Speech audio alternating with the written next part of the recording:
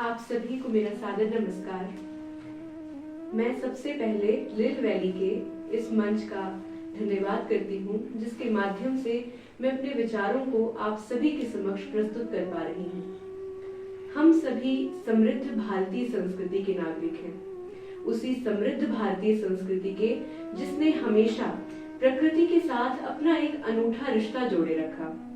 इसने कभी चंदा को मामा कहा, कभी बिल्ली को मौसी, तो कभी बंदरों को अपना पूर्वज माना। इस संस्कृति ने न केवल उसे मां माना जिसकी कोख से जन्म लिया, बल्कि इसने प्रकृति को मां माना, इसने नदियों को मां माना और सबसे बढ़कर विशेष बात, इसने गौ को मां माना। जी हाँ, आज मैं उन्हीं गौ मां के विषय में अपने मन में दबे हुए उन विचारों को आप सबके समक्ष प्रस्तुत करना चाहती हूँ, जो एक तिल मिलाती हुई चिंगारी की तरह मेरे मन से बाहर आने को आतुर है। क्या आपने कभी ये सोचा कि हमने गाय को मां का दर्जा क्यों दिया? मां शब्द का अर्थ ही है निस्वार्थ भाव से अपने बच्चे से प्रेम करना।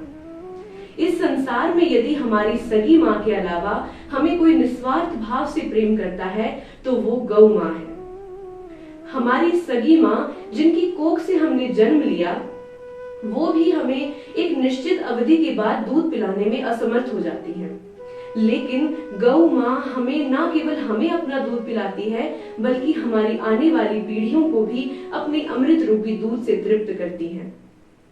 हमारी सगी मां हमें एक निश्चित अवधि तक ही दूध पिला पाती है, लेकिन हमारी गौ मां हमें तब तक अपना दूध पिलाती हैं जब तक उनकी सांसें चलती हैं।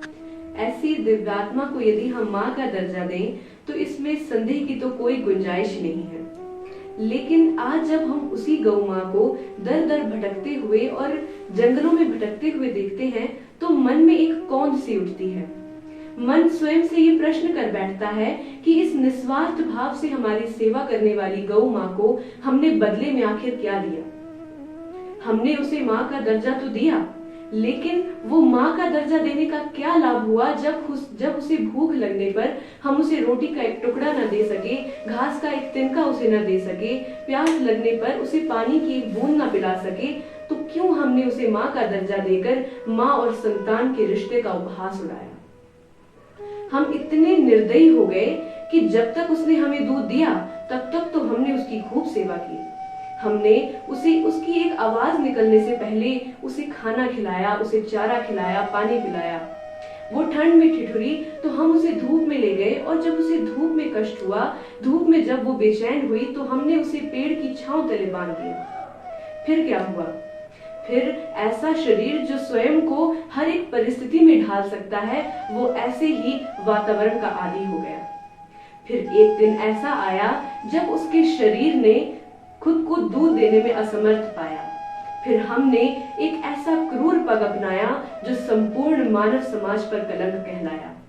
हमने अपनी माता कही जाने वाली गौ मां को दर दर सड़कों पर और खूंखार जानवरों के बीच जंगलों में छोड़ दिया। अब ऐसे में खूंखार जानवर उसे अपना आहार बना लेते तब तक तो ठीक था, लेकिन फिर उसने स्वयं को ऐसे संकरे और दुर्गम रास्ते पर पाया कि वो खुद को संभाल न सकी और ना जाने कितनी दूर जाकर गिरी। अब वो गिरी, वहीं पर उसके प्राण निकल जाते तब तक तो ठीक था, लेकिन जब वो ठहरी और उसे ये आभास हुआ कि अब वो उठ नहीं सकती, उसकी टांगें टूट चुकी हैं या फिर उसका शरीर अब काम नहीं कर रहा है, तो वो दर्द में कराहती है और ईश्वर को याद करती हुई कहती है कि हे परमात्मा, हे ईश्वर, मेरी क्या गलती थी? मैंने इस मनुष्य को सदैव अपने अमृत रूपी दूध से तृप्त किया, लेकिन फिर भी मेरे साथ ऐसा क्यों हुआ? मैं देखती थी मेरे बच्चे को मुझसे दूध पीते हुए छुड़वा लिया जाता था, और जो मेरा बचा हुआ दूध होता था वो भी ये लोग ले जाया करते थे, लेकिन न कभी मैंने इसकी शिकायत की, न कभी मेरे बच्चे ने की, लेकिन फिर भी हमारे साथ ऐसा क्यों हुआ? हम मानव इतने निर्दयी हो गए हैं कि हम उनकी इस पीड़ा को समझ नहीं पा रहे। वो वहीं दर्द में कराहती हुई अपने प्राणों को त्याग देती है और ईश्वर से इस बात की कल्पना करती है कि हमें न्याय मिलेगा। हम मानव बहुत निर्दयी हो चुके हैं, ये हमारे समाज पर एक कलंक है।